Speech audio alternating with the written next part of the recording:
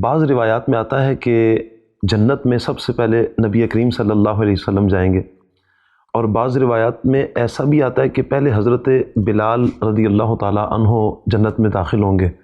تو یہ کہاں تک یہ درست ہے؟ اگر درست ہے تو پھر ان میں تطبیق کیا ہو سکتی ہے؟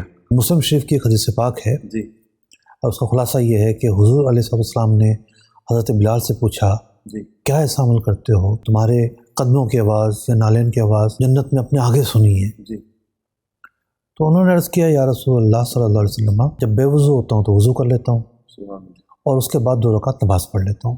ایک اور حدیث پاک ترمذی شریف کی حدیث، حضور علیہ السلام نے ارشاد فرمایا ان اول من یحرک حلق الجنہ، سب سے پہلے جو جنت کے دروازے کی کنڈی کھٹکھٹائے گا، دروازہ کھٹکھٹائے گا، وہ میں ہوں۔ سبحان اللہ، فیفتح اللہ لی فیدخلنیہا، اللہ تعالیٰ سب سے پہلے میرے لیے جنت کا دروازہ کھولے گا سبحان اور اللہ، مجھے اس میں داخل کرے گا۔ کیا بات، ومعی فقراء المؤمنین، اللہ اکبر، جنت میں سب سے پہلے جانے والے کون ہوں گے حضور کے ساتھ؟ مسلمانوں میں سے جو فقراء ہیں، سبحان اللہ، اہل زہد ہیں، سبحان اللہ، اہل عمل ہیں، وہ داخل ہوں گے۔ کیا بات، فرمایا ولا فخر، اللہ کا یہ شرف ہے جو اللہ نے مجھے عطا کیا ہے، اس پر میں فخر نہیں کرتا۔ کیا اب بات، یہ 2 روایتیں، تطبیق بڑی واضح ہے۔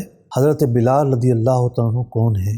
جی، نبی پاک صلی اللہ علیہ وسلم کے مؤذن ہیں، مؤذن، آپ کی خدمت میں رہنے والے ہیں۔ جی، تو ہوتا یہ ہے کہ جب بھی کوئی صاحب مرتبہ فرد جی، کسی اہم جگہ پر جاتا ہے تو کچھ ناز اٹھانے والے بھی ہوتے ہیں، جس کو عرف عام میں کہتے ہیں پروٹوکول دینے والے، جی، کہ حضور تشریف لائیے، جی، حضور آئیے۔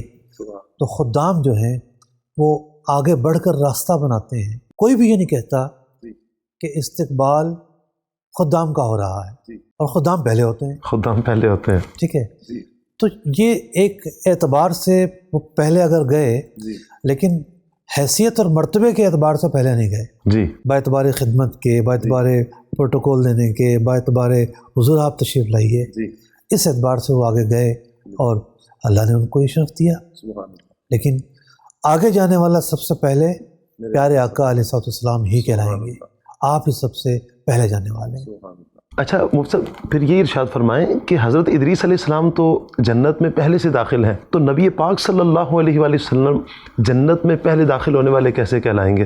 حضرت آدم علیہ نبینا علیہ السلام بھی تو پہلے سے جنت میں رہ کے آ چکے ہیں، جی، وہ بھی تو رہ کے آ چکے ہیں نا، جی، بلا تشبیہ و تمثیل، جی، کیونکہ کیفیات کا ادراک نہیں۔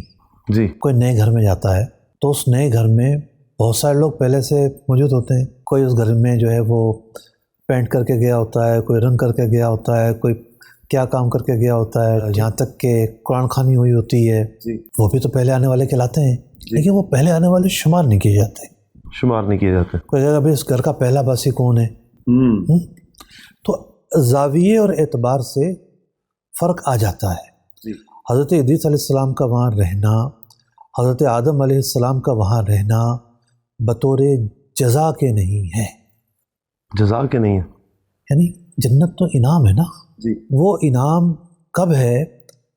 میزان کے بعد لوگ جنت میں داخل ہوں گے، صحیح، تو وہ جو داخلہ ہے وہ اہل انعام کا داخلہ ہے، جی، اہل جزا کا داخلہ ہے۔